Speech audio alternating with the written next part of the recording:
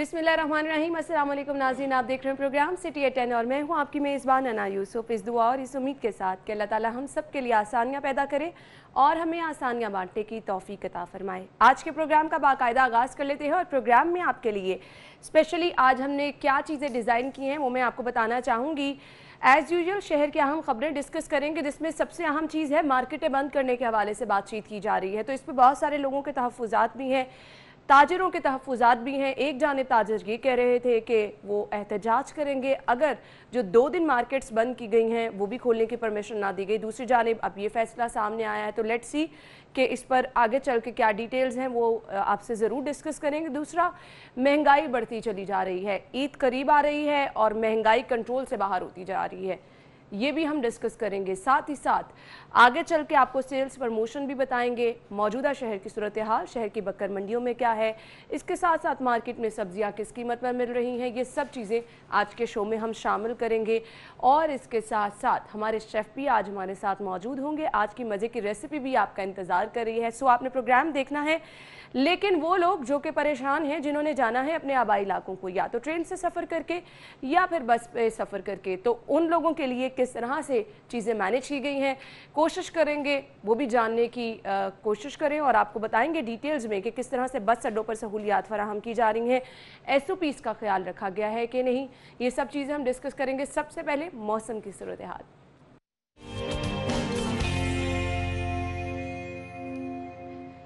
जुनेद ने हमें ज्वाइन किया है। जुनेद, बताइए मौसम कैसा रहेगा आइंदा 24 घंटे के दौरान, क्या प्रेडिक्शन की है महकमा मौसमियात ने?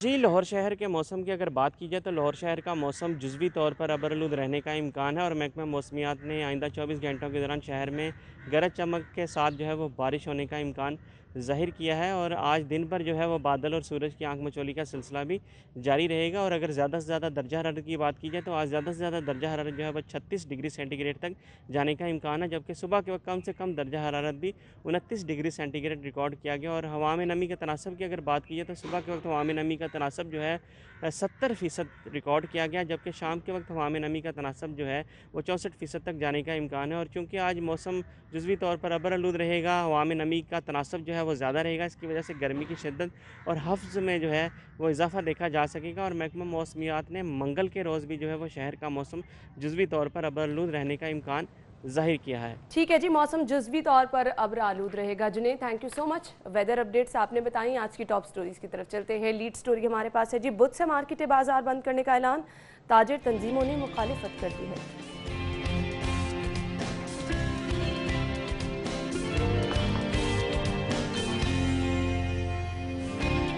अगली खबर है जी, ईद आते ही माफिया सरगर्म, सब्जियों की कीमतों में होशरुबा इजाफा, शहरी परेशान।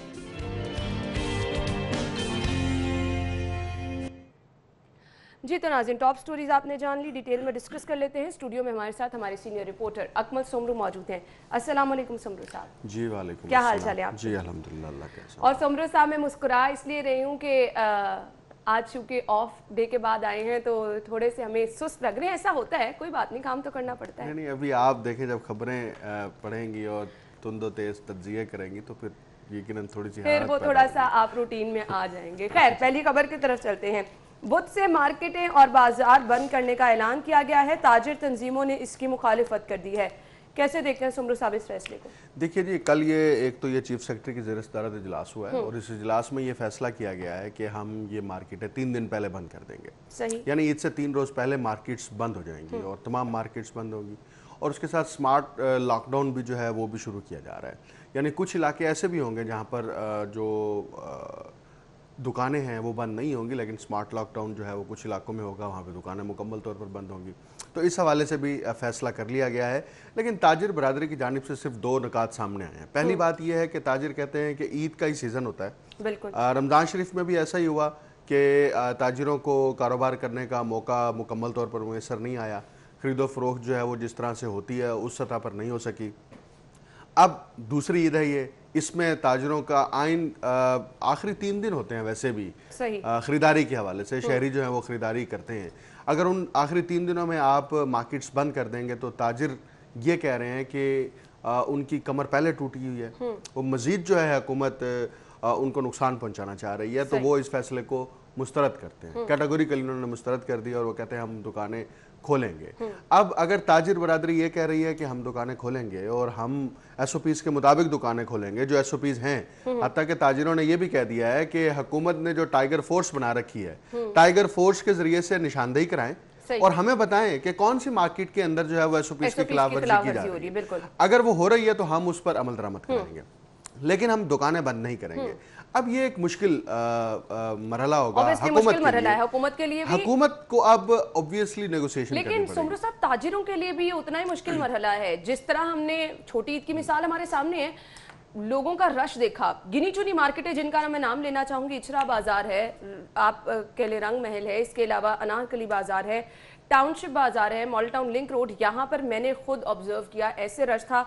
तो फिर एसओपीज कहाँ रह जाते हैं? ये तो ताजिरों के लिए भी बड़ा चैलेंज है ना। ये ऑब्वियसली चैलेंज है। हमें बहुत सारी आपका सबसे बड़ा सोशल डिस्टेंसिंग वाला तो कहीं पे सीन ही नहीं रह जाता। दो बातें हैं ना, देखिए पहली कैटेगरी ये है कि एसओपीज की खिलाफवर्जी हो रही है, इसलिए हम जो है वो मार्केट्स बंद कर रहे हैं। सही।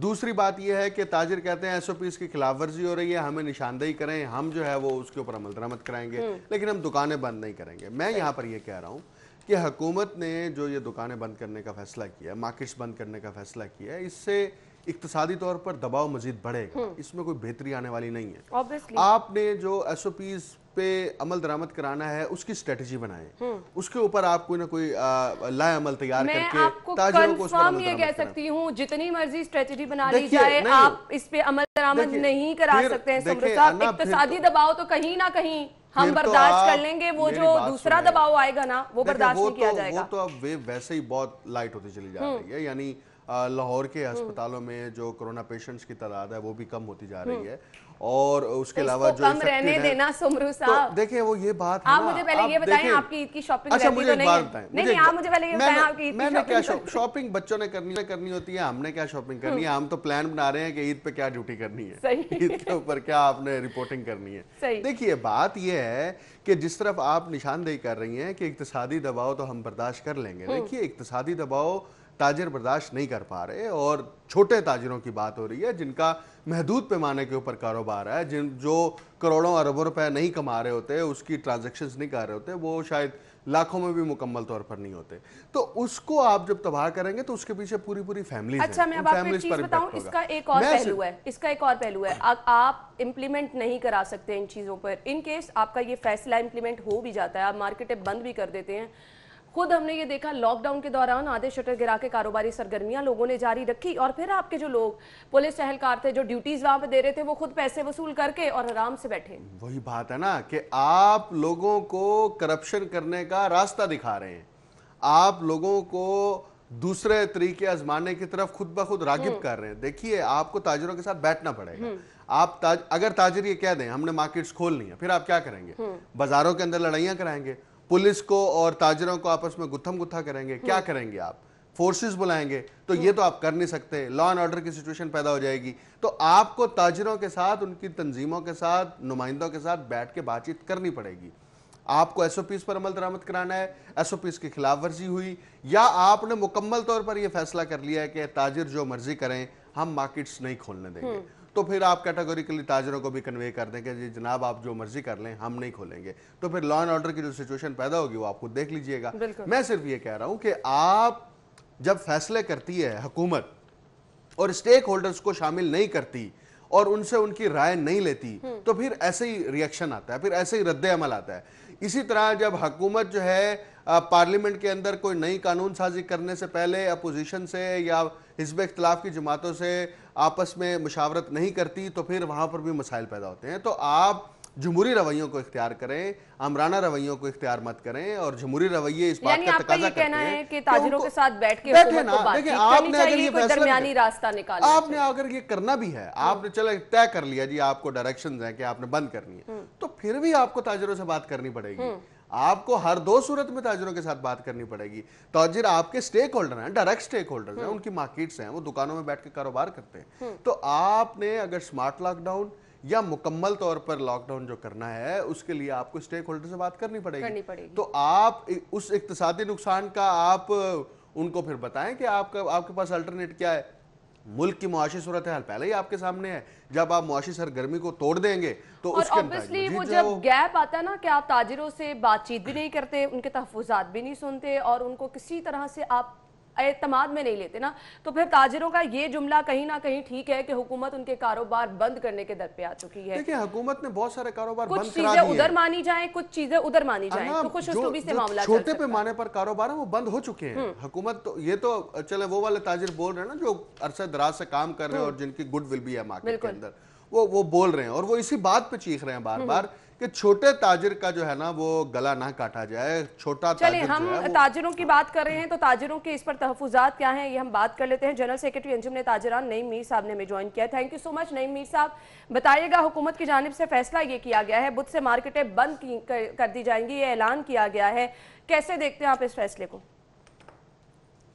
देखें, अगर ये ऐलान कर दिया गया है और नोटिफिकेशन जारी कर दिया गया है तो मैं समझता हूँ कि ये ऐलान इंतहाई गैर मुनसिफाना है और नाकाबिल अमल की एक तजवीज़ है और इसका वाहिद एक ही मकसद नज़र आ रहा है कि हुकूमत कोरोना पे मुकम्मल सियासत कर रही है और हुकूमत अपनी नाकामियाँ, अपनी नाअहलियाँ और अपनी ताजो दुश्मनियाँ जो हैं और मईशत दुश्मनियाँ जिसके नतीजे में कारोबार तबाह हाल है उसको छुपाना चाहती है और नॉन इशूज़ को इशू बनाना चाहती है।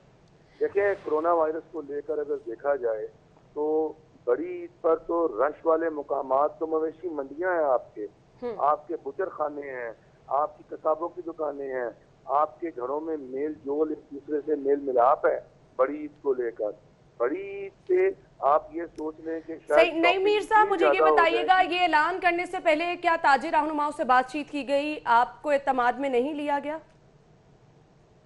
देखिए, ये हुकूमत इसको 2 साल हो चले, इन 2 सालों में किसी भी ताजरों के इशू पर इन्होंने ताजरों को एतमाद में नहीं किया और बुनियादी तौर पर ये हुकूमत और ताजर कभी भी सेम पेज पर आई नहीं इन 2 सालों में। और उसकी एक ही वजह है वो ये कि हुकूमत की जिद, अनापरस्ती और हथगर्मी।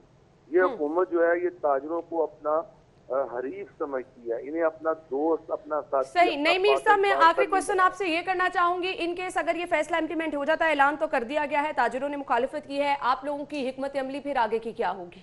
क्या आप इस फैसले को मंजूर कर लेंगे? हमने तो इस फैसले को मुस्तरद किया है और आज तक ताजर बरादरी अपने एहतजाज को रिकॉर्ड करवाती रही है दुकानें बंद करके।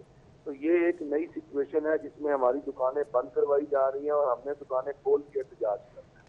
तो इसका मतलब ये हुआ कि हम इस एहतजाज के लिए तो पूरी तरह तैयार भी नहीं है, लेकिन हमने तमाम अपनी ताजर तंजीमों से मशावरत शुरू कर दी है और तमाम मुतहारफ ग्रुप जो हैं हम समझते हैं वो सेम पेज पर इंशाल्लाह आज रात तक या कल तक आ जाएंगे और हम अपना एक मुतफ़िका और मुश्तरका लाएअमल हुकूमत के सामने रखेंगे। ठीक है, thank you so much Naeem Mir. ताजिर रहनुमा हमारे साथ है और मुश्तरका लाएअमल कहा जा रहा है कि ताजिर तंजीमों के साथ बातचीत करके आगे रखा जाएगा। इस फैसले को मुस्तरद भी किया है, अपने तहफ़्फ़ुज़ात का इजहार भी किया है और सेकंड उन्होंने ये भी कहा है कि किसी तरह से अकमल आपने सुना कि एतमाद में लेने की कोशिश भी नहीं हुकूमत की जानिब से की गई है। देखिए, उन्होंने बड़ा कैटेगोरिकली कह दिया है कि हुकूमत जो है वो ताजिरों को अपना हरीफ समझती है। अब जब हुकूमत ताजिरों को अपना हरीफ समझती है तो हरीफों के साथ वही सलूक किया जाता है जो ताजिरों के साथ किया जा रहा है। तो बात यह है कि हुकूमत पार्लियामेंट के अंदर भी बैठकर जो है वो रवैया जो है उसका आमिराना है, पार्लियामेंट से बाहर जो है उसके रवैये का इजहार जो है वो हमें आमरीत पर मबनी नजर आता है। तो ये हुकूमत को मजीद फेलियर की तरफ लेकर जाने की तरफ बात है और हुकूमत के फेलियर का मतलब ये नहीं है कि सिर्फ पीटीआई का फेलियर है, उसका फेलियर का मतलब मुल्क भर का फेलियर है और मुल्क के तमाम इदारों का फेलियर है। सबसे पहले हो रहा है सुमरू साहब। तो आप कहीं ये ना सोचें कि सिर्फ आपका फेलियर हो रहा है, आप पूरे मुल्क का फेलियर हो रहा है और सिर्फ एक जगह का नहीं हो रहा, तमाम इदारों का हो रहा है, इदारों का नहीं हो रहा, मार्केट्स का हो रहा है, इक्तिसादियात का हो रहा है, सियासियात का भी हो रहा है। आप फिर हर तरफ उसका जो है वो मनफी असर मुरतब होगा। तो इसलिए आप मियाना रवी इख्तियार करें, आप एतदाल पसंदी का मुजाहरा करें। आपकी ये जिम्मेदारी है कि आप कम अज कम जो है जो स्टेक होल्डर्स हैं उनको एतमाद में लें, उन स्टेक होल्डर्स के साथ बातचीत करें। चलिए, एक मसले का तो हल हमने निकाला, ये कि स्टेक होल्डर्स को एतमाद में ले, ताजिर रहनुमाओं के साथ बातचीत करें। अब अगला मसला जो है वो तो कंट्रोल से बाहर है, महंगाई। अब इस पे कौन किसको एतमाद में लेगा, इस पे बात करेंगे, लेकिन उससे पहले एक अहम खबर शामिल कर लेते हैं। अहम खबर हमारे पास है एलडीए स्टेट ब्रांच का कब्जा माफिया के खिलाफ सब्जाजार में ऑपरेशन। सब्जाजार का इलाका है जहां पर एलडीए स्टेट ब्रांच की जानिब से ऑपरेशन किया गया है। एलडीए ने 12 मरले के 3 कीमती प्लॉट वागुजार करा लिए हैं। प्लॉट नंबर 1102, 1103 ब्लॉक ई को वागुजार कराया गया है। एलडीए ने भारी मशीनरी से तामीरात को मिसमार कर दिया है। डायरेक्टर स्टेट मैनेजमेंट असलम जान से ये कार्रवाई की गई है। ब्रेक लेंगे, ब्रेक के बाद वापस आएंगे। अगली खबर जो हमारे पास है उसकी तरफ जाऊंगी मैं, और कुछ नई बात नहीं है। हर रोज़ ये चीज़ हम डिस्कस करते हैं, लेकिन आई डोंट नो इसका कोई फ़ायदा क्यों नहीं हो रहा। क्यों इसका फ़ायदा अब तो बिल्कुल भी नहीं होगा, क्योंकि ईद आ गई है तो ये कीमतों में इजाफा इसी तरह से रहेगा, यहाँ ब्रेक भी नहीं लग जाएगी।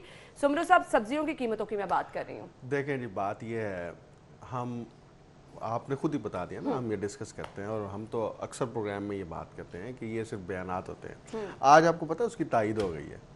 ये वज़ीर आला की तफसीली खबर पढ़ें, वो खुद कह रहे हैं बातें बहुत हो चुकी हैं, यानी वो मान गए हैं, इस बात को तस्लीम कर लिया उन्होंने कि हमने माजी में सिर्फ बातें की हैं और उन बातों के जरिए से महंगाई पर कंट्रोल करने की कोशिश की। आप बातें नहीं करें, अब काम कर लें थोड़ा सा। यानी चले 2 साल बाद इस बात का एहसास होना भी मेरा ख्याल में बहुत बड़ी कामयाबी है कि आप खुद एतराफ़ कर रहे हैं कि अब हम काम कर लें। सही। तो काम करने के लिए उन्होंने कहा जी ज़ख़ीरा अंदाज़ों के खिलाफ कार्रवाई करें, फिर बयान।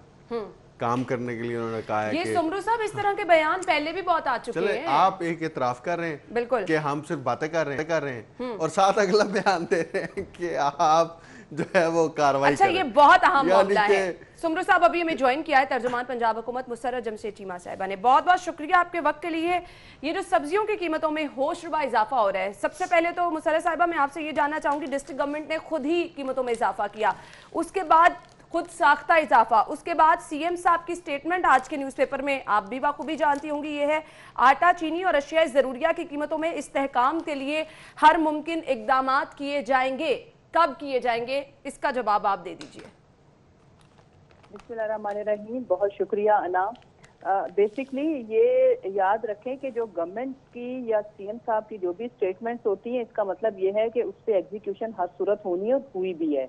हमने जो दावे किए अल्हम्दुलिल्लाह उसमें ये बात किसी हद तक आपकी बिल्कुल ठीक है। मैं आप दोनों से इसलिए एग्री करूंगी कि हमें जो टफ टाइम माफिया ने जितना कार्टेल ने दिया है, ये हमने भी कभी नहीं सोचा था। उसकी वजह एक जेन्युइन सी रीजन ये है उनके पॉइंट ऑफ व्यू से कि भाई ये बका की जंग है, या माफिया बचेगी या इस मुल्क ने बचना है या अवाम ने। तो ऑफ कोर्स मुल्क तो बचने के लिए ही बना है, रहने के लिए ही बना है।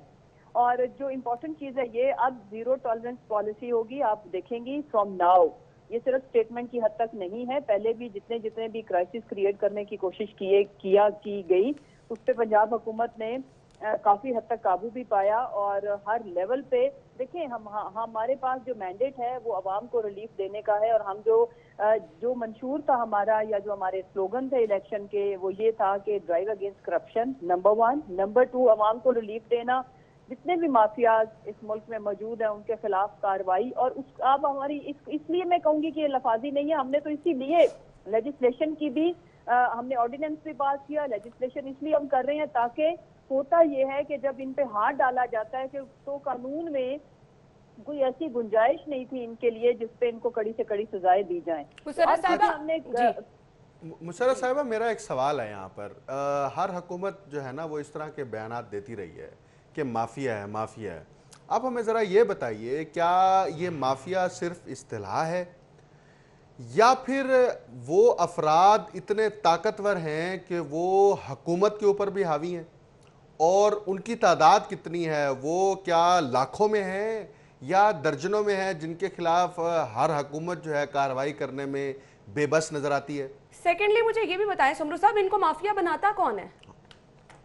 अच्छा अकमल भाई, मैं थोड़ा सा अर्ज करूं कि ये बेसिकली वो ताकतवर इसलिए है, मैंने अर्ज किया कि ये अपने अपने सर्वाइवल की जंग है, वो अपने लिए, वो बका उनकी अपनी है। और वो माफिया जब कोई भी, ये देखें कि इनके सिस्टम में सहूलतकार मौजूद है। मैं ये बात बहुत ज्यादा करती हूँ, उसकी वजह ये है कि ये इक्वली बेनिफिशरी हैं करप्शन की, ये जो मुनाफाखोरी के, और इसलिए इनके जो सहूलतकार हैं उनको हेल्प करते हैं कि गवर्नमेंट से तो खाली उन्हें तनख्वाहें मिल रही हैं, इधर से जो उन्हें, आपको पता है कि करप्शन और हराम की इस मुल्क में जिस तरह से हर डिपार्टमेंट ने, हर बिजनेसेस में जो लोगों ने कोहराम मचाया हुआ था और गरीब आवाम के साथ, इसी वजह से अगर हमारी नीयत खाली स्टेटमेंट की होती तो हम कभी भी इस पे ऑर्डिनेंस ना लेके आते। और ऑर्डिनेंस लाने का मतलब ये है कि इन लोगों को करार वाकई सजाएं दी जाए। साहिबा, सिर्फ ऑर्डिनेंस लाने से तो काम नहीं चलेगा, हमें कोई कार्रवाई भी ऐसी बता दें कि इस पे ये कार्रवाई की गई है, ये करार वाकई सजा दी गई है, ताकि वो लोग भी होशियार हो जाएं जो आगे ये प्लान कर रहे हैं कि उन्होंने मजीद महंगाई करनी है। बिल्कुल आपकी बात ठीक है। देखिए ना, जिस तरह आप ये देखें कि रमजान में आपको पता है कि unfortunately hard luck and bad luck कि हम मुस्लिम मुल्क होने के बावजूद हम लोग जिस तरह से होर्डिंग करते हैं, जिस तरह से जखीरा अंदोजी और मुनाफाखोरी, तो रमजान में हमने काफी हद तक इस पे काबू पाया था, क्योंकि ईद से पहले फिर ये लोग एक्टिव हो जाते हैं ओकेजनली। तो उस पे अभी ये स्टेटमेंट ही नहीं, आप इसको समझे, सीएम साहब ने जिस बात का, जिस वाक़े का नोटिस लिया उस पे अमल भी हुआ। तो आप देखेंगे कि इंशाल्लाह ताला हम ना सिर्फ इस पे इनको बिल्कुल भी हम अलाउ नहीं करेंगे कि ये कीमतें बढ़ाएं, और कानून के अंदर जो जो इनकी सजाएं, जैसे आपको पता है जो जखीरा अंदोजी करेगा उसका सारा ना सिर्फ माल जब्त हुआ बल्कि उनको जुर्माने, भारी जुर्माने भी आयद किए गए। और मुसर्रत साहिबा, ये चीज है तो बहुत मुश्किल, लेकिन अब हम सिर्फ उम्मीद ही कर सकते हैं। आई होप कि इस पे काबू पाया जाएगा, इससे रिलीफ अल्टीमेटली लोगों को मिलेगा। एक और चीज, बुध से मार्केटें बंद करने का ऐलान किया गया है। ताजिर रहनुमा ये कहते हैं हुकूमत ने इस पर एतमाद में नहीं लिया। ताजिरों को एतमाद में क्यों नहीं लिया गया? आपके इस ऐलान के बाद अगर ताजिर एहतजाज करते हैं, दुकानें खोल देते हैं, तो फिर इस ऐलान का क्या फायदा होगा, मुझे ये बताएं। सबसे पहले तो ये ताजिर कम्युनिटी को ये बात समझने की जरूरत है कि पिछली ईद पे जो हुआ वो हम किसी सूरत भी दोहरा नहीं सकते और हम इसके मुतहम्मिल भी नहीं हो सकते, नंबर 1। नंबर 2, हमारी जो गवर्नमेंट की नजर में जो अवाम की जान वो सबसे ज्यादा फौकियत रखती है, और उसके बाद फिर सारी चीजें, अगर हम जिंदा बचेंगे तो हम ये बिजनेस और मुनाफे कमा सकते हैं। तो ताजिर कम्युनिटी ने हमें मैं आज ये बड़े दुख और भारी दिल के साथ कह रही हूँ कि ये जब पिछली दफा भी मार्केट जब ओपन करानी थी तो जो इनकी डायलॉग थे, जो इनकी स्टेटमेंट थी, वो इंटायरली डिफरेंट थी। साहिबा, आपकी तमाम बातें बिल्कुल ठीक है, बिल्कुल ठीक है। मुझे सिर्फ ये बता दें कि ताजिरों को एतमाद में लिया जाना चाहिए था, साथ बिठा के अगर टेबल टॉक की जाती तो ऑब्वियसली वो भी एहतजाज की तरफ ना जाने का कहते।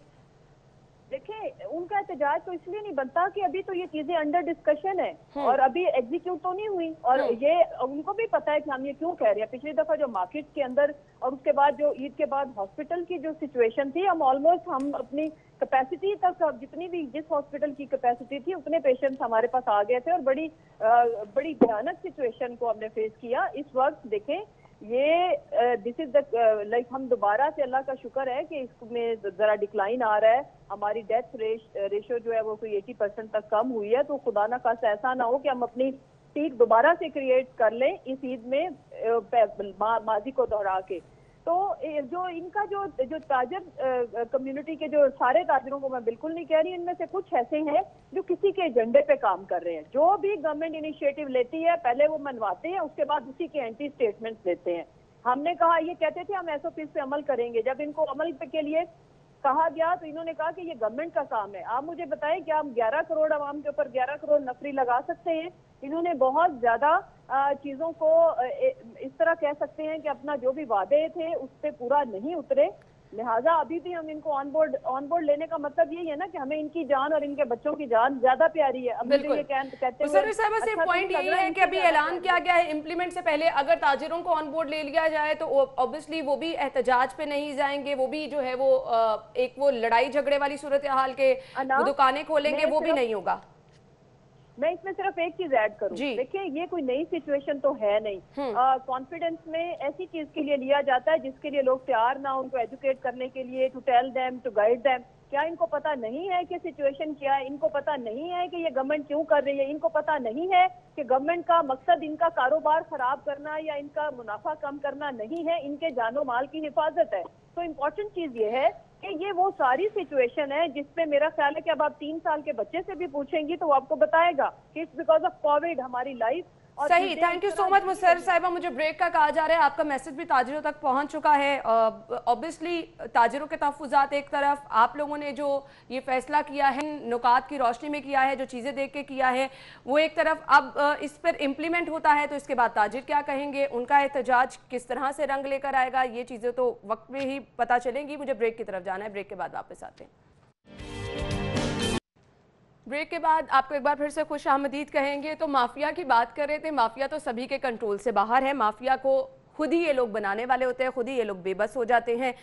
खैर, एक और चीज जिसपे हमेशा दावे बड़े बड़े किए जाते हैं, इम्प्लीमेंट उस पर कभी भी नहीं होता। सुमरू साहब, मेरी बात से आप एग्री करेंगे, ये जो मवेशी मंडियां लगाई जाती हैं, इस पे हम देखते हैं दफ़ा 144 भी नाफिज की गई, इस पे आपने सजाएं भी रखी, इस पे आपने कार्रवाई भी की, ये भी ख़त्म नहीं हो सकती हैं। नहीं, आपने ये भी कहा चले दफ़ा लगाना, कार्रवाई करना, वो तो एक अलग बात है। आपने कहा जी मवेशी मंडी के अंदर बुजुर्ग नहीं दाखिल होंगे, बच्चे नहीं दाखिल होंगे। रोज़मर्रा की बुनियाद पर तमाम इलेक्ट्रॉनिक मीडिया रिपोर्ट्स बना रहा है, लाइव कर रहा है, हत्ता के वहाँ के व्यापारी बच्चे हैं जो जानवर लेकर आए हैं, जानवर बेच रहे हैं, और बहुत सारे व्यापारी ऐसे भी हैं जो बुजुर्ग हैं। आप उनको नहीं रोक पाए, कैसे रोकते आप?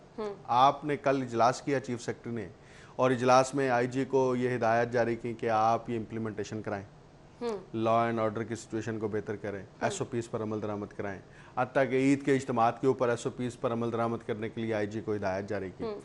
तो बात बड़ी मुख्तसर सी है कि मवेशी मंडी में जितने भी एसओपीज गवर्नमेंट ने बनाए थे कि ये एसओपीज हैं, इन एसओपीज के तहत मवेशी मंडी में जानवरों की खरीदो फरोख्त होगी, वो आप अमल दरामद करने ये में। एसओपी सिर्फ हमें दिखाने के लिए बनाए जाते हैं, ये एसओपी अखबारात की जीनत बनाने के लिए, ये अखबारात के लिए होते हैं, और आप अपने आप को ये प्रेजेंट करते हैं हमने बहुत काम किया। देखिए, एसओपीज तैयार करना, उनको लिखना, फिर उनको रिलीज करना, उन एसओपीज के ऊपर मीटिंग कॉल करना, ये बड़ी जान जोखम वाला काम है, और वो करते हैं। और यही कर लेना उनके लिए मेरा ख्याल में एक बहुत बड़ा एजाज होता है, और वो कहते हैं जी हमने बड़ा काम कर साहब, लिया। ये सबसे आसान काम है, आप जान जोखिम वाला कह रहे हैं, ये तो सबसे आसान काम है। ये उनके लिए सबसे मुश्किल काम है, क्योंकि काम करना पड़ता है ना। बिल्कुल काम करना पड़ता है, तो जान जोखिम वाला काम है ना। आप आदी नहीं है कुछ करने के, तो फिर आपके लिए तो वो जान जोखिम वाला बात है। सही, पूरी प्लानिंग करके, तैयारी करके, ब्रीफिंग देनी पड़ती है, वो काम करना पड़ता है ना आपको। तो आप हो जाते हैं बरी जिम्मा। अब ऑन ग्राउंड क्या सिचुएशन है, वहां पर क्या बीत रही है, आपके एसओपीज को कैसे जूते की नोक पर रखा जाता है, इस बात का आपको सरोकार ही नहीं होता, या आपके चले ये एसओपीज वाली हकीकत तो हमने देखी भी है, आपने बता भी दी है। मुझे एक और चीज जिसका दावा किया जा रहा था, इंतजामात के बेहतरीन इंतजामात हैं, बारिशें हुई, इंतजामात की हकीकत भी खुल के सामने आ गई, कहां गए? ये हमेशा से ऐसे होता है कि जहां पर भी मवेशी मंडी लगती है, या शहर के पेरिफेरी के अंदर जो बड़ी मवेशी मंडियां लगती हैं, वहाँ पर जब भी बारिश होती है तो यही सूरत हाल होती है।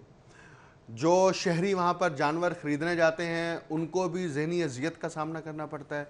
जो वहाँ पे व्यापारी अपने जानवर लेकर बैठे होते हैं उनको दोहरी अजियत का सामना करना पड़ता है। नंबर 1, उनके पास गाहक नहीं आ रहा। नंबर 2, उन्होंने अपने जानवर को उस बारिश के बाद पैदा होने वाली गंदगी की सूरत हाल से बचना है कि वो बीमार ना हो जाए, और अगर सर्दी की कैफियत पैदा हो गई है तो उससे बचाने के लिए भी इंतजाम करना है। तो उसके लिए तो दोहरी मुश्किलात हैं। हुकूमत उन दोनों मौकों के ऊपर कोई फैसिलिटेशन प्रोवाइड नहीं करती, in terms of machinery, in terms of relief. तो आपको फिर मवेशी मंडियों की जो मजमूई सूरत हाल नजर आती है वो यही होती है कि वहां पर हर चीज का सत्यानाश होता है, और इसके बावजूद जब सब अच्छा की रिपोर्ट दी जाती है तो समझ से बाहर है। देखिए, वो सब अच्छा इसलिए किया जाता है ना कि आपने जो चीजें बनाई, आपने बताना भी तो है, देखिए जी हमने ये बनाई, ये कुछ हो गया, और हमने उसको इम्प्लीमेंटेशन कराई, हमने 10 लोगों के खिलाफ कार्रवाई की, वो चाहे कागजी कार्रवाई है या वो हकीकी कार्रवाई है, और उस पर देखें हमने ये एक्शंस लिए हैं, तो हमारी कार्रवाई पूरी, फाइल का पेट भर गया, फाइल उसके बाद ठप, अगले साल दोबारा से देखा जाएगा। बिल्कुल ऐसे ही है। मसला ये है कि जब हर चीज हुकूमत ने ब्यूरोक्रेसी के हाथ में दे दी, सब कुछ ब्यूरोक्रेसी के हाथ में दे दिया, और अपने नुमाइंदों के पास कोई इख्तियार ही नहीं है, तो फिर यही होता है। बिल्कुल आप के नुमाइंदे जो अवाम का वोट लेकर आते हैं, उनको आपने पावर्स नहीं दी, उनको आपने इख्तियारात नहीं दिए, उनको कमेटियों के अंदर सरबराह बना के ब्यूरोक्रेसी को उनके मातहत नहीं किया, तो फिर आप यही नतीजे देखते हैं। ब्यूरोक्रेसी तो एक्सपर्ट है, वो तो जानती है कि हमने फाइल का पेट कैसे भरना है, फाइल को कैसे घुमाना है, लफाजी कैसे करनी है, ब्रीफिंग कैसे देनी है, वो तो एक्सपर्ट्स हैं इस मामले में, उनकी तो ट्रेनिंग यही होती है सिविल सर्विस एकेडमी में। सुमरू साहब, मुझे ब्रेक की तरफ जाना है, ब्रेक लेंगे, ब्रेक के बाद आपको दोबारा ज्वाइन करेंगे। के बाद आपको एक बार फिर से खुशामदीद कहेंगे। 24 घंटे के दौरान कोरोना के मजीद 91 मरीज और एक शख्स जाम बहक भी हुआ है। केसेस की तादाद में कमी होना शुरू हो गई है, और सुमरू साहब ने मुझे तसल्ली इस तरह से भी दी है कि मुझे कोरोना नहीं हुआ तो मुझे डरना नहीं चाहिए, मैं बच गई हूँ। देखें, बात सुमरू साहब, ये है देखिए इस मैं चीज तो से ये आप कह इनकार नहीं नहीं रहा, कर सकते। देखिए मैं तो ये कह नहीं रहा, मैं तो फैक्ट्स की बात कर रहा हूँ। कोरोना है नहीं है इस पे बहस नहीं हो रही, बात हो रही है फैक्ट्स की। लेकिन आप मुझे क्यों देखिए, कह रहे हैं कि मैं इस आपको चीज इसलिए पे कह मुझे रहा हूँ, क्यों आप कह देखिए रहे मैं हैं आपको कि इसलिए कह रहा हूँ कि आपको अगर नहीं हुआ तो आप समेत लाखों करोड़ों लोग ऐसे हैं जिनको नहीं हुआ, सिर्फ आप अकेली नहीं है, करोड़ों लोग हैं तो जिनको अब नहीं क्या हुआ। मुझे डरना नहीं चाहिए, नहीं। मुझे एहतियात नहीं करनी देखिए चाहिए? एहतियात करना, एक उस एसओपीज को अडॉप्ट करना वो अपनी जगह वैलिड है। अब बात यह है कि कोरोना पेशेंट्स के हवाले से जो इदादो शुमार, उसके बिल्कुल साथ एक खबर छोटी सी और भी है, इसी मैं का देख रही हिस्सा हूँ, है, बिल्कुल बिल्कुल। इसी का हिस्सा है कि शहर के अंदर 501 जो बेड्स हैं वो डेडिकेटेड बेड्स थे फॉर कोरोना पेशेंट्स शहर के अस्पतालों में। उन 501 बेड्स में से सिर्फ 38 बेड्स पर जो हैं वो पेशेंट्स हैं, बाकी 463 बेड्स खाली अब ये पड़े हैं। खुशखबरी है। ये खुशखबरी नहीं है, ये पॉजिटिव साइन है। पॉजिटिव साइन चलें, इस ये बात का पॉजिटिव है, साइन आप किस तरह से ले रहे हैं? आप मुझे सिर्फ ये बता वही दें, बता रहा हूं ना, टेस्ट हो पॉजिटिव रहे हैं साइन क्या इस हमारे बात, यहाँ? पॉजिटिव साइन इस बात का है कि कोरोना के हवाले से जो रोजमर्रा की बुनियाद पर हम ये रिपोर्ट्स करते रहे कि, और गवर्नमेंट भी ये दादो शुमार शेयर करती रही कि इतने पेशेंट्स का इजाफा हो गया, इतने पेशेंट जो हैं वो सेहतयाब हो गए, वो सारा कुछ आता रहा। अब जितने पेशेंट्स आए थे कोरोना के, उसका डेटा भी गवर्नमेंट ने जारी किया है कि अब तक पंजाब के अंदर जो है वो 81,000 से ज़ायद लोग जो हैं वो सेहतयाब हो गए। अब बात यह है कि कोरोना पेशेंट्स के ऊपर जो आप कह रही हैं टेस्ट हो रहे हैं या नहीं हो रहे, टेस्ट किट्स का मसला नहीं है, इस वक्त वाफिर तादाद में किट्स मौजूद हैं। जो जिन शहरियों ने प्राइवेट लेबॉर्ट्री से टेस्ट कराए थे या जिन्होंने सरकारी इदारों से टेस्ट कराए थे, उनके पास रिपोर्ट्स आई, उन्होंने बार बार टेस्ट नहीं कराए। वो बहुत सारे लोग ऐसे जो एसिम्प्टोमेटिक थे, गवर्नमेंट ने ये पॉलिसी अडॉप्ट कर दी कि एसिम्प्टोमेटिक लोगों के टेस्ट नहीं होंगे, उनको रिलीफ मिल गया। फिर उसके बाद, अब मैं आपके टेस्ट की बात कर रहा हूँ, फिर उसके बाद गवर्नमेंट ने ये पॉलिसी अडॉप्ट कर ली कि आप एक दफ़ा ही टेस्ट, आपका नेगेटिव आ गया, अगर आप नेगेटिव हैं तो आपको दोबारा टेस्ट कराने की जरूरत नहीं है, जो पहले 2 कंडीशन थी कि 2 टेस्ट कंसेक्यूटिव नेगेटिव होने चाहिए। तो ये मल्टीपल फैक्टर्स हैं, उन फैक्टर्स की वजह से ये सीएम साहब की ये भी स्टेटमेंट आई थी कि रैंडम स्क्रीनिंग हम मवेशी मंडियों में करेंगे, कहीं होती नजर आई? देखिए मवेशी मंडियों में तो आप वैसे ही सहूलियात फराहम करने में नाकाम हो गए हैं, कोरोना के हवाले से तो बहुत दूर की बात है। कोरोना पीस जो आपने तैयार करके जारी करके इंप्लीमेंट कराने थे वही नहीं हुए, स्क्रीनिंग तो बहुत दूर की बात है, उसके लिए आपको वहाँ कैंप बनाना पड़ेगा, उसके लिए वहाँ पे आपको टेस्टिंग किट्स रखनी पड़ेंगी, सैंपल्स कलेक्ट करने पड़ेंगे, वो एक अलग काम है, वो आपने नहीं किया, वो छोड़ दें उस बात को। अब बात यह है कि शहर के अंदर जो कोरोना पेशेंट्स कम हुए हैं, इसका मतलब ये नहीं है, इसको दूसरी साइड पर नहीं लेना चाहिए कि हमें फिक्रमंद नहीं होना चाहिए या हमें एहतियात नहीं होना चाहिए। एहतियात अपनी जगह मौजूद है, लेकिन आप इसका नफ्सियात पर, इंसानी नफ्सियात पर इसके असरात और नताइज देखें कितने खुशगवार मुरतब होते हैं कि उसके दिमाग से खौफ निकल जाए, और जब खौफ निकलता है तो एनर्जी जो है वो बेहतरी की तरफ जाती है, तवानाइयों में इजाफा होता है। लेकिन इसका मतलब ये नहीं है कि आप ज्यादा बेखौफ होकर बैठ जाएं, एहतियात आपने हर ये नहीं कह रहे, एहतियात करनी है, लेकिन जब आप बेखौफ होता है इंसान तो उसकी जो सलाहियतें होती हैं उसमें निखार पैदा बिल्कुल होता है। आप सही कह रहे हैं। सुमरू साहब, मुझे ब्रेक का कहा जा रहा है, थैंक यू सो मच, बहुत बहुत शुक्रिया। नाज़रीन, मुझे ब्रेक की तरफ जाना है, आप न्यूज़ हेडलाइंस जानिए, हम दोबारा हाजिर होंगे, हमारे साथ रहिएगा।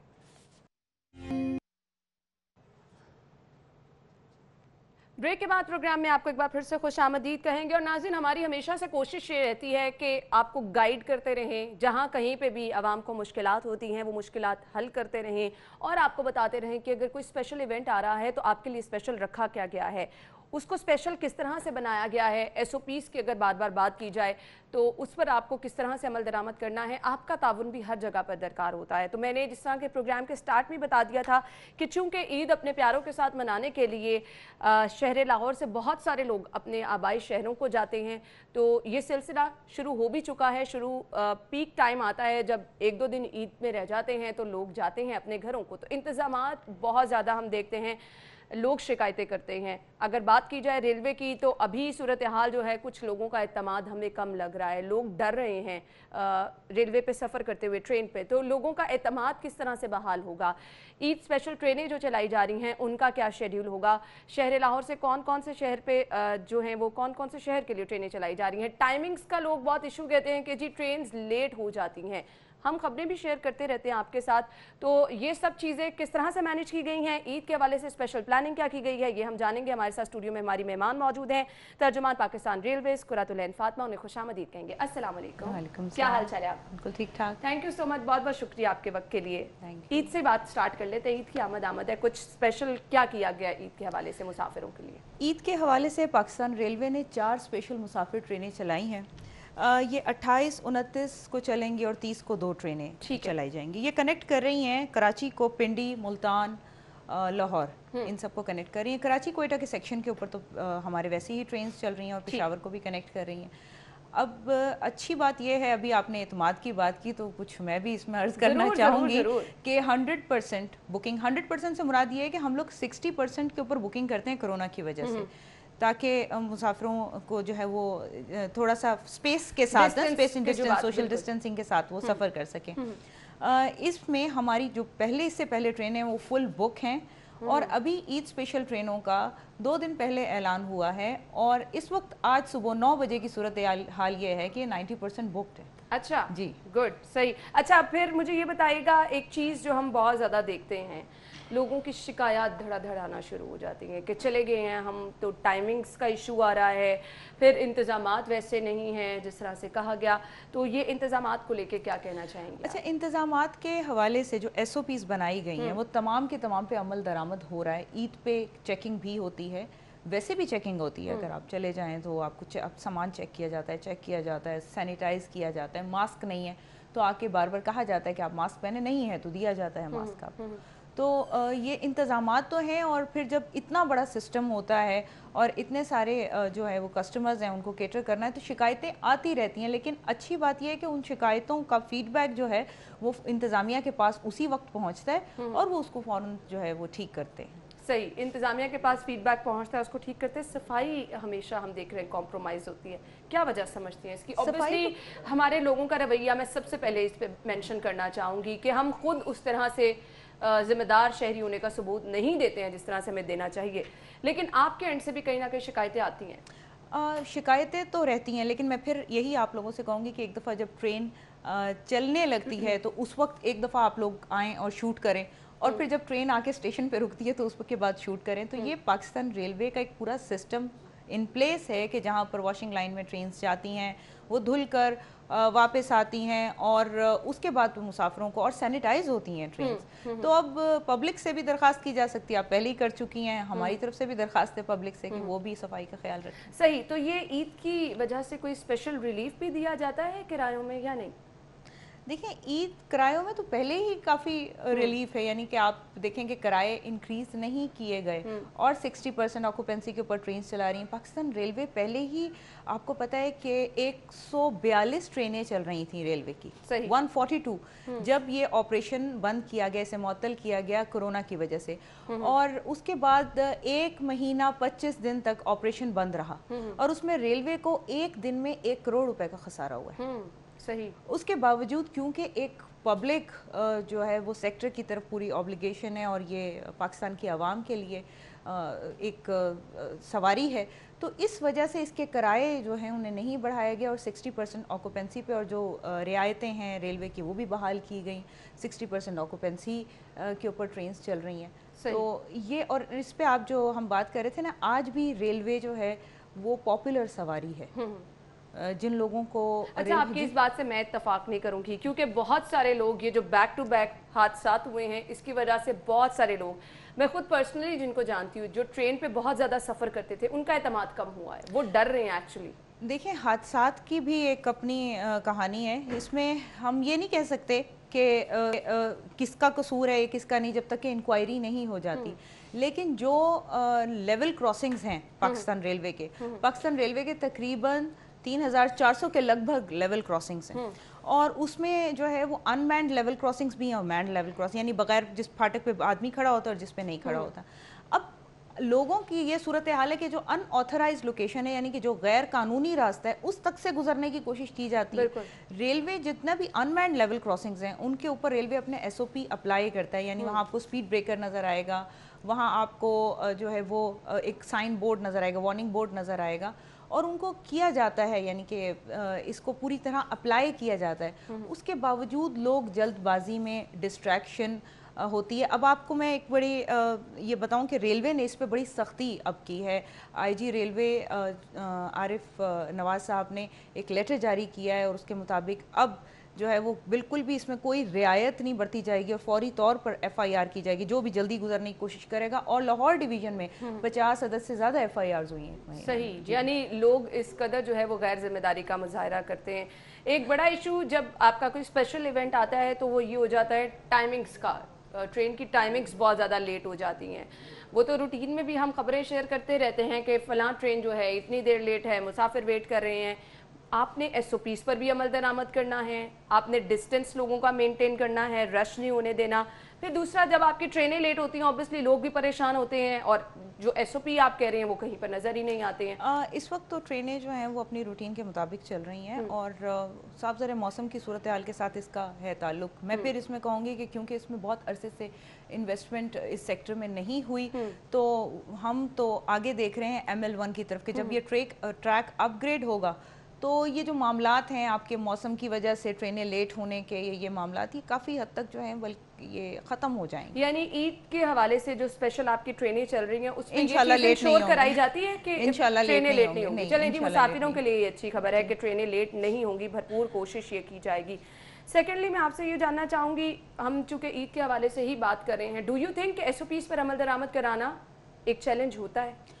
हाँ होता है, क्योंकि हमारे यहाँ लोगों का जो रवैया है वो, आप तो मीडिया में बैठे हैं आपको ज़्यादा बेहतर पता है कि वो बाज़ार जाते हैं और वो मास्क नहीं पहनते। सोशल डिस्टेंसिंग कुछ हमारे कल्चर में नहीं है, कुछ हमारे लोगों के जहन में नहीं है, तो ये मुश्किल हो जाता है। लेकिन अब जो रेलवे के रेगुलर मुसाफिर हैं उनको पता चल गया है कि हमने ये करना है ट्रेन में और ये हमें अपना मास्क लेकर जाना पड़ेगा, सैनिटाइज़र लेके जाना पड़ेगा और हाथ धोने की फैसिलिटी भी ट्रेन में मौजूद होती है। तो ये जो रेगुलर मुसाफिर हैं उनको तो पता चल गया, लेकिन थोड़ी बहुत इसमें आती है तो जो है ना परेशानी आती है। सही, तो लोगों का ताउन इसमें बहुत ज़्यादा ज़रूरी होता है। तो मैं लोगों से भी रिक्वेस्ट करना चाहूँगी कि प्लीज़ आप ताउन करें।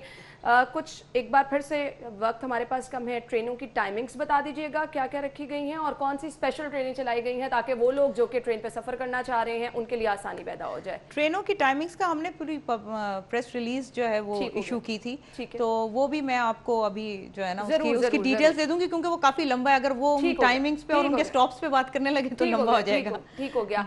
अब ट्रेनें हमने कौन कौन सी स्पेशल चलाई हैं वो एक दफा बता दीजिएगा ताकि लोगों के लिए ये चलाने 28 को चलाई है। ये है कराची से लाहौर हैं, कराची से पिंडी हैं और ये पिंडी से मुल्तान है और दो जो हैं वो हमने कराची से पिंडी चलाई है। तो 28, 29 और 30 को 2 अदद ट्रेनें चल रही हैं। एक 28 को चलेगी ईद स्पेशल ट्रेन कराची से, एक 29 को चलेगी और 2 अदद 30 को चलेगी। सही, मैसेज क्या देना चाहेंगी देखने वालों को?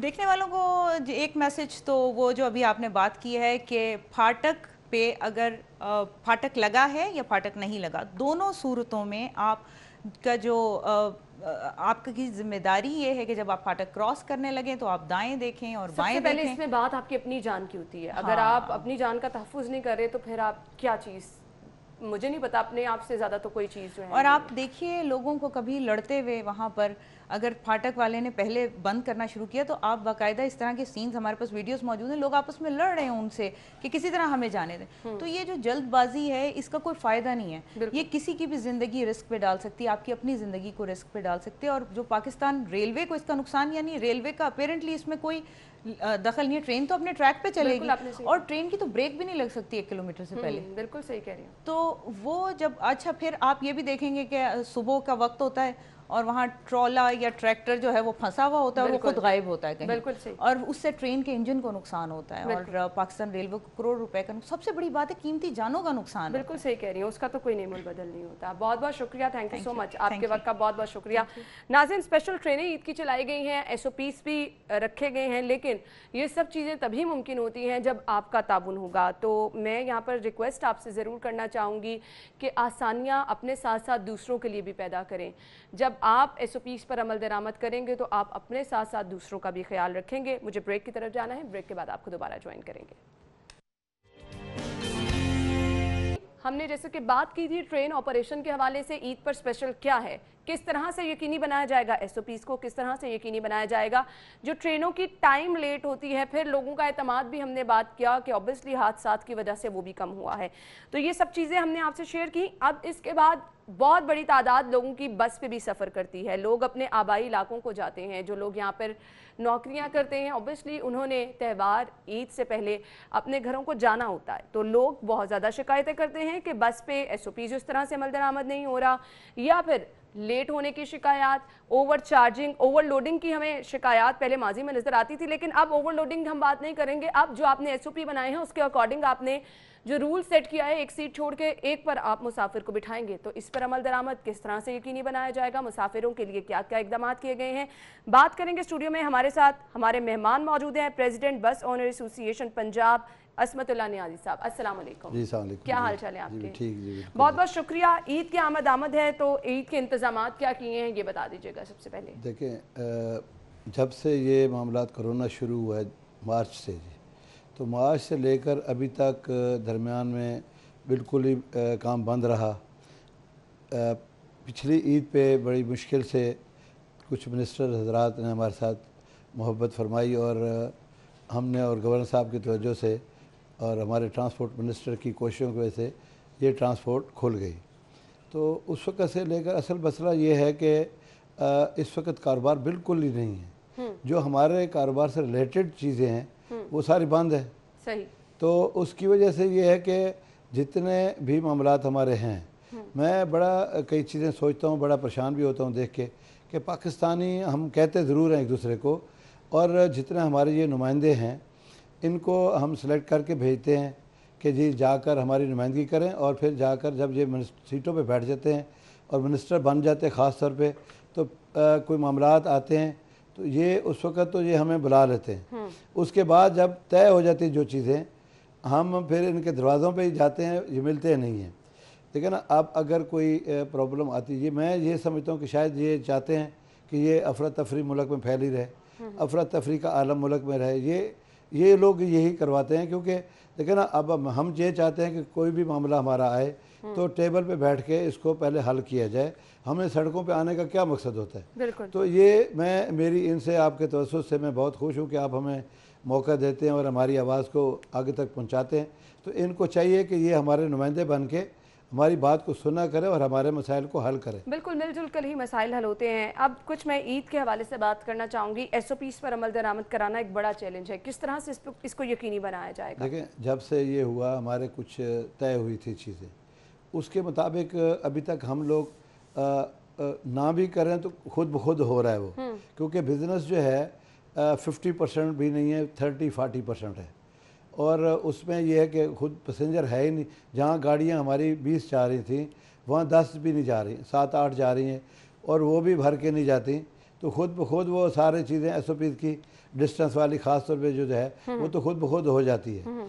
और दूसरा रहा बाकी हमारी तरफ से, तो हम पूरा उसी तरह सैनिटाइज़र गेट भी हैं, टेम्परेचर चेक करने के लिए हैं, गाड़ियों को भी हम स्प्रे वगैरह करते हैं, सारी ये चीज़ें, और अपने स्टाफ का भी। बसों की मेंटेनेंस भी एक बड़ा इशू रहता है, तो वो इंश्योर किया जाता है किसी भी स्पेशल इवेंट से पहले कि इस चीज़ को यकीनी बनाया जाए जो बसें आपकी लॉन्ग रूट पे जा रही हैं वो मुकम्मल तौर पर फिट हैं, फिटनेस सर्टिफिकेट है उनके पास? जी हाँ, बिल्कुल, ये तो बहुत ज़रूरी है। और पहले एक अच्छा था कि एक विक्स के नाम से एक फिटनेस का एक इदारा बन गया था, मगर अभी परेशानी हमें ये है कि इतने अरसे से, कोई जब से ये लॉकडाउन का हुआ तो वो कंपनी भाग गई है या क्या मसला है, तो उसमें हमें थोड़ी सी इश्यूज़ आ रहे हैं। तो वो मेरी अब मैं कोशिश कर रहा हूँ कि सेक्रेटरी ट्रांसपोर्ट जो हैं नए वाले, पहले जो थे उनसे तो हमारा एक लिजोन था और राब्ते होते थे, हमारी मसाइल हल होते रहते थे। तो अब कोशिश कर रहा हूँ कि हमारे जो है ये बरादरी के जो मसाइल आ रहे हैं ये हम इनसे बैठकर हल ठीक है। इसमें साहब मुझे ये बताइएगा, एडवांस बुकिंग भी लोग करवा लेते हैं, तो उसका फ़ायदा मेरे ख्याल से आजकल के हालात को लेकर ज़्यादा है, क्योंकि अगर आप एडवांस बुकिंग करा लेंगे एक रश वाली सूरत हाल से भी आप बच सकेंगे और ख़ुद मुसाफिरों को परेशानी नहीं रहती। क्या कहेंगे आप? असल में अब जो मसला मेरा ख्याल है काउंटर पे भी नहीं आएगा। वैसे अच्छी बात तो यही होती है कि बंदा अपना एक एडवांस बुकिंग करा ले, क्योंकि हमारा जो ये त्यौहार किसी किस्म का भी कोई त्यौहार हो तो हम 1 दिन या 2 दिन में चाहते हैं, सारी कौम यही चाहती है कि हम अपने घरों में पहुंच जाएं। सही। तो वो अगर थोड़ा सा तरतीब के साथ चलेंगे तो इंशाल्लाह ये प्रॉब्लम भी नहीं है। और वैसे क्योंकि मैंने बताया ना जी, कारोबार है ही नहीं, गाड़ियाँ तो खड़ी हैं। हम चाह रहे हैं कि जो है ना ऐसा हो, और गाड़ियाँ तो बिल्कुल तैयार हैं। चलें, तो आप कह रहे हैं कि गाड़ियां तैयार हैं, उस तरह से मुसाफिर नहीं आ रहे हैं, तो ओवरलोडिंग वाली सिचुएशन तो इस दफा हमें नजर नहीं आएगी। बहुत मुश्किल है। लेकिन ऐसा ना हो कि मुसाफिर कम होने की वजह से ट्रांसपोर्टर्स ओवर चार्जिंग शुरू कर दें, उस पर क्या किया जाएगा? ऐसा कभी भी नहीं हुआ। देखें, नहीं ऐसा होता है, मैं बता रहा हूं, हमने कार्रवाइयां देखी हैं, मेंशन किया है, खुद मुसाफिर बताते हैं। मेरी रिक्वेस्ट सुन लेना जी। अब देखें ओवर चार्जिंग किस तरह होती है, जो आप मुसाफिरों की बात कर रहे हैं ना। अब एक गाड़ी मुल्तान जा रही है, मोटर पे से जानी है, अगर वो जीटी रोड पे जा रही है, एक बंदे ने जाना मियाँ चनो, तो हम उसके लिए अलग गाड़ियाँ होती हैं, रश है, सीट नहीं है, उसने मुल्तान की गाड़ी में बैठ गया। अब क्योंकि वो मुल्तान जा रही है, मुल्तान का टिकट लेगा। अब वो कहता है जी मैंने तो उतरना था मियाँ चनो, तो मुझसे टिकट क्यों आपने लिया? भाई तुम्हें पता था कि इस पर गाड़ी में ना जाओ, दूसरी में बैठ जाओ। वो इस तरह से कोई थोड़ी सी प्रॉब्लम हमें आती है। वो ज़्यादातर हमारी ये कोशिश होती है, क्योंकि हमारा जो इदारा है ये हमने आवाम के लिए बनाया हुआ है, बिज़नेस जो कारोबार हमारा है, हमने इनको घरों तक छोड़ना है और सहूलियात देंगे तो ये ट्रेवलिंग उन कंपनी में कंपटीशन बहुत ज़्यादा हो गया ना जी। गाड़ियाँ नई आ गई हैं और इतनी तादाद में हैं कि ऐसा बहुत कम होता है कि कोई ओवर चार्जिंग का। हाँ, मैं ये कह सकता हूँ कि जो रोड के ऊपर लोग टर्मिनल्स पे नहीं जाते, सड़कों पे खड़े हो जाते हैं कि जी ये हम किराया कम दे करके, उसमें कोई ओवरलोडिंग की बात अगर ऐसी या कोई किरायों की बात आ जाए तो मैं नहीं कह सकता। मगर ये ऐसा कोई नहीं है कि किसी टर्मिनल पे या जनरल बस स्टैंड पे, क्योंकि टीमें भी चेक कर रही होती हैं। फिर आप आपने कहा टर्मिनल पे, जनरल बस स्टैंड पे ऐसा नहीं है। इस चीज़ को इंश्योर किया जाता है कि तमाम ट्रांसपोर्टर्स जो हैं वो किराए जो परमानेंट रखे गए हैं उस पर अमल दरामद कर रहे हैं? कोई चेकिंग वगैरह, मॉनिटरिंग वगैरह की जाती है खास तौर पर स्पेशल डेज में? 3-4 तरीके से है। सबसे बड़ी चेकिंग तो आप लोग हैं, जब ये सारे जाके अवाम से कर रहे होते हैं, उसके बाद हुकूमत की टीमें भी फिर रही होती हैं। फिर हमने अपने तौर पर ये रखा होता है कि इसको इंश्योर कोशिश करते हैं कि जी सामान की बातें हैं और कोई चीज़ है, क्योंकि गाड़ियों में अक्सर ये भी होता है कई लोग जो होते हैं इन दिनों में आ जाते हैं और कुछ ना कुछ खिलाया पिलाया और उसको पैसेंजर को लूट के चले गए साथ सीट पे बैठ के। उसके हवाले से मैं ये कहना चाह रहा हूँ कि इन दिनों में ख़ास तौर पे तमाम जो लोग ट्रैवलिंग करते हैं उनको मेरी दरख्वास्त है कि गाड़ी में बैठते हुए अपने आप का ख्याल रखें। साथ वाले पैसेंजर को, वो है पाकिस्तानी मगर हो सकता है कि वो आपका नुकसान करने के लिए उस गाड़ी में सवार हुआ हो, तो उसका क्योंकि वो बिज़नेस है, हमारा काम ये होता है कि आपको सेफ़ पहुँचाना और जो अमानत है उसको अपने घर तक पहुंचाना और सेफली और अच्छी गाड़ियां मुहैया करना। तो इसमें ये सिर्फ हमें अवाम से थोड़ी सी चाहिए होती है। सही। मुझे ये बताएगा, अगर ओवर चार्जिंग की शिकायत आती हैं तो शहरी कहाँ पे राब्ता करें, किसको अपनी शिकायत दर्ज करवाएं और उस पर आप कार्रवाई क्या करेंगे? देखिए, हम उसमें ये होता है कि जैसे मैंने बताया ना कि टर्मिनल हैं हमारे जो उन पे लोग हर वक्त मौजूद होते हैं, ज़िम्मेदारान होते हैं, मालिक भी होते हैं, उनके मैनेजर्स भी होते हैं। हम जो भी बंदा हमारा अव्वल तो काउंटर पे टिकट होते हैं या जो गाड़ी के पास आदमी खड़ा है वो टिकट दे रहा है, उसने उसकी ये नहीं होता कि वो कर सके। ये हो सकता है कि आप किसी को कहें यार मुझे जल्दी टिकट दिलवा दो, मुझे जल्दी वाली गाड़ी में बिठा दो, वो ये कहे कि जी मुझे पैसे दो मैं ये करा देता हूँ। तो ये तो उनकी गलती है जो टिकट परचेज़ करते हैं बाहर किसी आदमी से। अगर प्रॉपर तरीके से गाड़ी के करीब जाके, या जिस तरह जनरल बस स्टैंड है पे गाड़ी के साथ आदमी खड़ा होता है, वो ओवर चार्जिंग कर ही नहीं सकता। सही, जी। और इसी तरह टर्मिनल पे है तो बुकिंग काउंटर बने हुए हैं, काउंटर पे प्रॉपर जाए ना। अगर उसको कोई टिकट पे दुश्वारी आ रही है तो वहाँ पे जो मौजूद है ज़िम्मेदार, जो मैनेजर है या मालिक बैठा हुआ है जो है, उससे रब्ता करे, उसकी वो परेशानी को हल करेगा। सही। मैसेज क्या देना चाहेंगे देखने? मैसेज मैं ये देना चाह रहा हूँ अपने ख़ास तौर पे मिनिस्टर साहबान को कि जी बराए मेहरबानी, अभी जो हमने जो स्ट्राइक पीछे की थी, ईद पे भी हमारी एक पिछली ईद पे भी ये हुआ मामला, तो ये था कि बराए मेहरबानी जब हम एक दूसरे से वादे करते हैं तो वो वादे चलो आवाम से आपने किए, दोबारा इलेक्शन में जाना है, मगर ये है कि जो सहूलतें पहुँचाने वाले इदारे हैं ये आपका बाजू होते हैं, तो आप इनकी कम से कम बात सुन के इनके जो मसाइल होते हैं सड़कों पर ला कर हल ना करवाएँ या आवाम के लिए नुकसान करवा के ना लाएँ।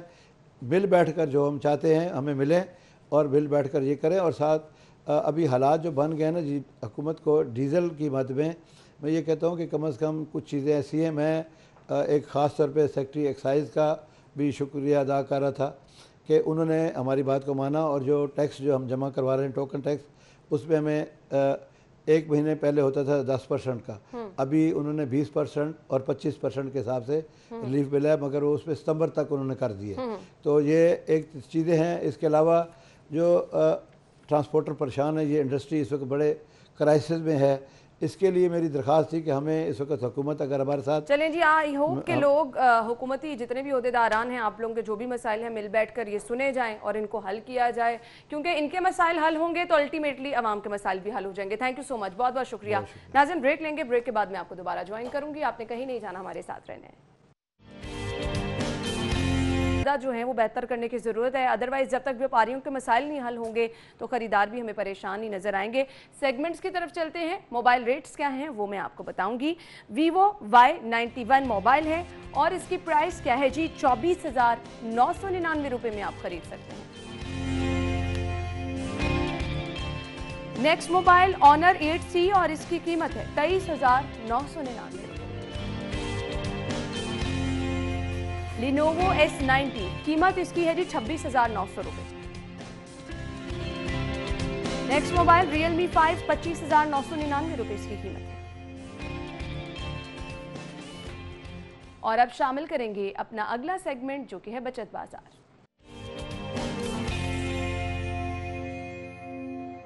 जी, तो सबसे पहले सेल्स कहाँ कहाँ लगी हैं, ईद की शॉपिंग सभी ने करनी है तो मैं आपको बता देती हूँ। चंदन पे अगर आप जाएंगे फ्लैट 50% ऑफ है, आप जा सकते हैं, शॉपिंग कर सकते हैं। अलमीरा ब्रांड है नेक्स्ट और यहाँ पर अप टू 50% ऑफ है, जा सकते हैं, आप शॉपिंग कर सकते हैं।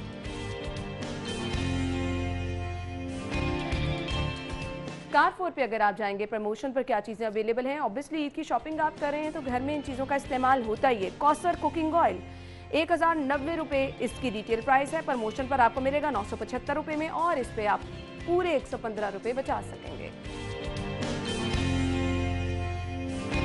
Shangrila tomato ketchup 1 kg pack 310 रुपये इसकी रिटेल प्राइस है, प्रमोशन पर 215 में मिलेगा, यानी 95 रुपीज़ इस पे आप बचा सकेंगे।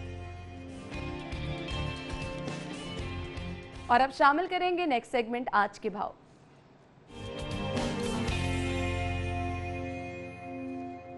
जी, तो सब्जियों की कीमतों में इजाफे का सिलसिला बरकरार है या नहीं, शहरी क्या कह रहे हैं, दुकानदारों के क्या तहफ़्फ़ुज़ात हैं। हसन की तरफ जाएंगे, ओवर टू यू हसन। जी बिल्कुल, जैसे कि अब ईद में चंद रोज़ जो है वो बाकी रह गए हैं, तो जो हरे मसाले हैं उनकी कीमतों में इजाफे का सिलसिला जारी है, जिसमें टमाटर, प्याज, लहसुन, अदरक, लीमू, हरा धनिया, हरी मिर्च, पुदीना जो है वो शामिल है। अगर बात की जाए कीमतों के हवाले से तो शहर के मुख्तलिफ इलाकों में टमाटर जो हैं वो 110 रुपये फ़ी किलो तक फ़रोख्त किए जा रहे हैं, जबकि इसके साथ साथ अदरक जो है उसकी 5 सेंचुरियाँ मुकम्मल हैं और अदरक जो है शहर के मुख्तलिफ इलाकों में 500 रुपये तक फ़रोख्त किया जा रहा है। लहसुन जो है वो 300 रुपये में, जबकि लीमू जो है वो 160 रुपये फ़ी किलो तक फ़रोख्त किया जा रहा है। आलू जो है वो 90 रुपये तक फ़रोख्त हो रहे हैं, प्याज जो है वो 60 रुपये तक फ़रोख्त किए जा रहे हैं, जबकि हरा धनिया जो है वो 250 रुपये फ़ी किलो तक फ़रोख्त किया जा रहा है। इस तरह से सब्ज़ मिर्च जो है वो 120 रुपये से लेकर और 140 रुपये फ़ी किलो तक फ़रोख्त की जा रही है। शहरियों का यही कहना है कि हुकूमत को चाहिए कि वो अपने जारी करदा सरकारी नरखनामे पर अमल दरामद करवाने के साथ साथ जो बढ़ती हुई महंगाई है इसको भी कंट्रोल करे, ताकि आम शहरियों को, आम सार्फिन को कम से कम ईद पे सस्ते दामों सब्ज़ियाँ जो है वो मिल सकें। जबकि दूसरी तरफ जो सब्ज़ी फरोश हैं वो यही कहते नज़र आते हैं कि जब तक मंडियों में कीमतों कंट्रोल नहीं किया जाएगा उस वक्त तक शहर के किसी भी इलाके में सब्ज़ियाँ और फल जो है वो सरकारी नरखनामे पर फ़रोख्त नहीं हो सकते। जबकि अगर आज बात की जाए ब्रायलर की कीमत की तो गुज़िश्ता रोज़ की निस्बत मुर्गी की गोश्त की कीमत में 7 रुपये फ़ी किलो की कमी देखी जा रही है और शहर में मुर्गी का गोश्त जो है वो 228 रुपये उसकी कीमत मुकर्रर की गई है। लेकिन इसके साथ साथ जो फार्मी अंडे है उसकी कीमत में मज़ीद 1 रुपये फ़ी दर्जन का इजाफा कर दिया गया है, जिसके बाद शहर में फार्मी अंडों की कीमत 130 रुपये फ़ी दर्जन। ठीक है जी, thank you so much Hassan, आप हमारे साथ मौजूद हैं। मीट रेट्स क्या हैं वो मैं आपको बताऊं। ज़ेनिथ शॉप पे अगर आप जाएंगे, यहाँ पर बीफ पर केजी आपको मिलेगा 633 रुपये में, बीफ मेंस आपको मिलेगा 899 रुपीज़। मटन पर केजी यहाँ से आप खरीद सकेंगे 1403 रुपये में और मटन मेंस आपको मिलेगा 1649 रुपये में। और इसके बाद चिकन रेट क्या है वो भी जान लीजिए जी। जिंदा मुर्गी गवर्नमेंट रेट के मुताबिक अवेलेबल है 157 रुपीज़ में 157 और इसका बना हुआ गोश्त 228 रुपये में आपको मिलेगा।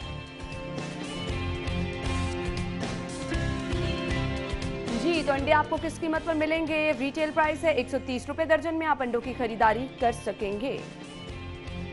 होलसेल से अगर आप खरीदारी के लिए जाएंगे 128 रुपए दर्जन में यहाँ से आप अंडों की खरीदारी कर सकेंगे।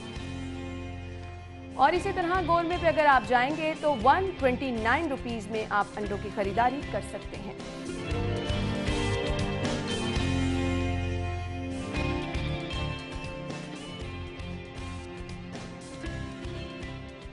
जी, और अब चलेंगे अपने अगले सेगमेंट की तरफ, माल का हाल।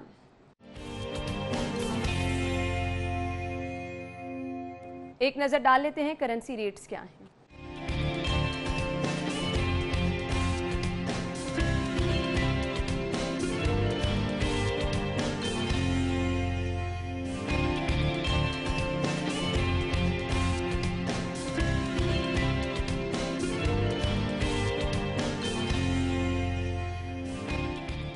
जी तो नाज़रीन, माल का हाल आपने जान लिया। सेल्स, प्रमोशन, सब्जियों की कीमतें और इसके साथ साथ वो लोग जिन्होंने जाना है अपने आबाई घरों को, उनके लिए क्या क्या इंतजामात हैं, ये सब चीज़ें हमने आज के शो में आपके साथ शेयर की हैं।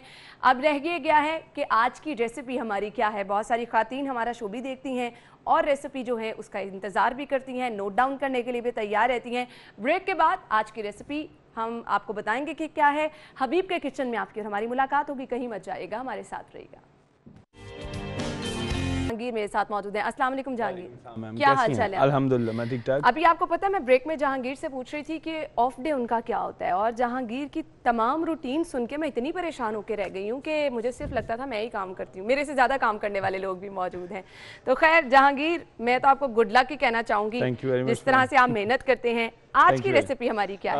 आज की रेसिपी है हमारे यंग जनरेशन के लिए। आज की रेसिपी है, हम अक्सर इवेंट पे इसको यूज करते हैं। आज की रेसिपी है मूवी नाइट के लिए, हमने इस तरह की सिलेक्शन की है। आज हम बनाने जा रहे हैं लोडेड नाचोस, जो कि नॉर्मली आप सिनेमा हॉल में या इधर-उधर जाके आप लेते हैं, बट हमारे नाचोस थोड़े अलग होंगे क्योंकि हम जितने इंग्रेडिएंट्स यूज करते हैं वो स्पेशल यूज करते हैं। हम लोग ऑर्गेनिक प्रोडक्ट पर ज्यादा बिलीव करते हैं। अब शुरू करते हैं अपनी रेसिपी। सबसे पहले हम लेंगे, जैसे हमारा हबीब ऑयल है वो लेंगे, उसको हम पैन को थोड़ा सा ग्रीसी करेंगे। जैसे वो ग्रीसी होगा उसके बाद हम इसके अंदर चिकन है, चंक्स कटे हुए हैं, अगर आप मिंस लेना चाहते हो तो आप मिंस ऐड कर सकते हैं। इसको आप कुक करेंगे। इधर हमारा चिकन कुक हो रहा है, दूसरी तरफ हम चलेंगे सालसा की तरफ। ठीक हो गया। सालसा मैक्सिकन फूड के अंदर जैसे हम लोग अपनी चटनीज वगैरह बनाते हैं, मैक्सिकन फूड की वो एक किस्म की चटनी, बड़ी मज़े का कॉम्बिनेशन होता है। उसके इंग्रेडिएंट्स मैं नाज़रीन को बताता जाऊँ। हम बना रहे हैं टमाटो सालसा, जिसके अंदर हमें चाहिए चॉप अनियन। इसकी जो ग्रामेज है वो आपके टीवी स्क्रीन पे चल रही है, आप नोट डाउन कर सकते हैं। उसके बाद हम डालेंगे टमाटोज, फिर चॉप क्यूकम्बर है, उसके बाद है ग्रीन चिली और थोड़ा सा सिलांट्रो या धनिया। जब तक कोई हमारा चिकन सोटे होगा तब तक हम इसके साइड आइटम जो है वो रेडी कर लेंगे। उसके बाद ये स्पाइसी होता है, सीजनिंग करेंगे हम इसके अंदर क्रश चिली के साथ, वो जाएगी तकरीबन 2 से। अच्छा, ये आप हस्बे ज़रूरत भी इस्तेमाल कर सकते हैं। नहीं, ये मैम मैक्सिकन वर्ड जब आता है तो तीखा होना बहुत जरूरी है। ये देखी जाइएगा अब कितने स्पाइस ऐड हो रहे हैं। उसके बाद ये मेरे पास है हॉट सॉस, ये तकरीबन 2 से 2.5 टीस्पून इसमें जाएगा। 2 से 2.5 टीस्पून। उसके बाद विनीगर है, ये तकरीबन 2 टीस्पून जाएंगे। सही। उसके बाद हम यूज करेंगे लेमन जूस। सब चीजें जो हैं वाकई आप सही कह रहे हैं, बहुत स्पाइसी बनने वाला है। अभी मजीद हम इसको और स्पाइसीज करेंगे क्योंकि हमने चॉप ग्रीन चिली ऐड कर दी हुई है। ओके। उसके बाद 2 से 2.5 टेबलस्पून लेमन जूस है। उसके बाद ये मेरे पास टमाटो जूस है, टमाटो जूस इसमें जाएगा तकरीबन 4 to 5 टेबलस्पून के करीब। सही। फिर हम इसको अच्छे तरीके से मिक्स करेंगे। ठीक है, ये हमारा टमाटो सालसा जो है रेडी हो चुका है। देन हम इसको फाइनल करेंगे टमाटो केचप के साथ। केचप के हम इसमें 3 टेबलस्पून ऐड करेंगे। ठीक है जी, 3 टेबलस्पून इसमें आपने केचप ऐड कर दी है। इसको और हमारा टमाटो सालसा जो है वो रेडी हो चुका है। उसके बाद आ जाता है सबसे इम्पोर्टेंट सॉल्ट, जो सारे टेस्ट को सीजन करता है, बराबर करेगा। सॉल्ट इसमें जाएगा as per test. As per test आप इसमें सॉल्ट यूज करेंगे। बिल्कुल। लीजिए, ये हमारा सॉल्ट भी डल गया, ये हमारा सालसा मुकम्मल हो चुका है। इसको हम साइड पे करेंगे। अब आएंगे हम असेंबलिंग की तरफ। असेंबलिंग की तरफ जाने के लिए मैंने एक प्लेटर सेलेक्ट किया है। उसके बाद बाज़ार से मिलते हैं नाचोज़, आप नाचोज़ ले सकते हैं। अगर आप लेस यूज़ करना चाहते हैं वो यूज़ कर सकते हैं। मैंने जो है ये नाचोज़ लिए, ठीक है। इसका हम सबसे पहले लगाएंगे एक बेड जिसके ऊपर हम ये सारी चीज़ें लोड कर सकेंगे। सही। ये लेंगे। चिकन हमारा तकरीबन 50% कुक हो गया। साथ ही हम डालेंगे सीजनिंग के लिए सॉल्ट, थोड़ा सा क्रश चिली। ठीक हो गया जी। इसको कुक करेंगे थोड़ा सा। साथ में थोड़ा बचा हुआ धनिया है, हम वो इसमें ऐड करेंगे। ठीक है जी, धनिया भी इसमें ऐड कर लेंगे हम। ओके जी, दोबारा आएंगे असम्बलिंग की तरफ। असम्बलिंग करते हुए हम इसको मुकम्मल करेंगे। ले जी, ये हमारा बेड रेडी हो गया। अभी हमारा है नेक्स्ट स्टेप। नेक्स्ट मैंने ऑलरेडी ये अनियन, कैप्सिकम और टमाटोज हैं, ये हम चिकन के अंदर ऐड कर लेंगे। आप डाइस कटिंग है, डाइस कटिंग में कटे हुए इसको हम हल्का सा टोस्ट करेंगे, ज़्यादा कुक नहीं करना क्योंकि हमारा चिकन कुक हो चुका है। चिकन भी कुक हो गया और साथ में हमारी जो वेजिटेबल है वो भी सॉटे हो गई ताकि उसका क्रंच जो है वो ख़त्म ना हो। वो ख़त्म ना हो। ले जी, अब आएंगे हम टॉपिंग की तरफ। ये हमारा चिकन भी कुक है, वेजिटेबल भी कुक है। ये हम इसके ऊपर, खुशबू बहुत मज़े की आ रही है, ज़रूर ये आप भी ट्राई कीजिएगा। ये इसके ऊपर हम लोग अरेंज करते जाएंगे। मैं तो ये ज़रूर ट्राई करूँगी, बहुत मज़े का लग रहा है जी। असल में जो इसका रियल फ्लेवर है वो उठेगा जब हम इसके ऊपर सालसा और सावर क्रीम को ड्रिजल करेंगे। ये लेंगे। सही। ये हमारी टॉपिंग जो है वो रेडी हो चुकी है जी। तो टॉपिंग हमारी रेडी हो चुकी है। जहांगीर, हमारे पास टाइम कम है, हम अगर फाइनल इसकी एक लुक की तरफ आ जाएं। फाइनल लुक की तरफ ही हम जा रहे हैं। अब जाएंगे हम अपने सालसे की तरफ। सालसा लेंगे, वो हम इसके ऊपर स्प्रेड कर देंगे। स्प्रेड। अब ये देखिए कलर कॉम्बिनेशन वाह, क्या कमाल की हमारी डिश लग रही है। सीरियसली इतनी कलरफुल और इतनी मजे की खुशबू। और देखिए कितनी अलामेंट है जो जल्दी जल्दी से रेडी होगी। उसके बाद मेरे पास सावर क्रीम है, ये हम सावर क्रीम को भी इसके ऊपर स्प्रेड कर देंगे। ठीक हो गया जी। आप इसका एक और इंग्रेडिएंट्स है जो कि अगर आपको मिल जाए, बेसिकली हमारे पाकिस्तान में उसकी अवेलेबिलिटी का इशू है जिसको हम गुकोमोले कहते हैं। अगर हमें गुकोमोले भी मिल जाए तो इसके साथ हम वो भी सर्व करते हैं। ले जी, हमारी ये डिश की फाइनल लुक। उसके बाद फाइनल करेंगे विद मिंट लीफ। सही जी। ये हमारी जो है लोडेड जी, तो हमारी नाचोस जो हैं, लोडेड नाच की रेसिपी फाइनल हो चुकी है। इसकी फाइनल लुक आप देख सकते हैं। बहुत मज़े की रेसिपी मुझे लग रही है, इसको आप ज़रूर ट्राई कीजिएगा। हमें फीडबैक दीजिएगा कि आपको आज की रेसिपी कैसी लगी है। आप ज़रूर फीडबैक दें, हम आगे भी आपको मज़े की रेसिपीज़ जो हैं वो आपके साथ शेयर करते रहेंगे। तो आपका फीडबैक जो है हमारे लिए बहुत ज़्यादा अहमियत रखता है। ऑब्वियसली जहांगीर जो इतनी मज़े की रेसिपी बनाते हैं उनको भी बहुत ज़्यादा अच्छा लगता है, तो ज़रूर हमें फीडबैक दीजिएगा। इजाज़त दीजिए, अपना बहुत सारा ख्याल रखिएगा। अल्लाह हाफ़िज़।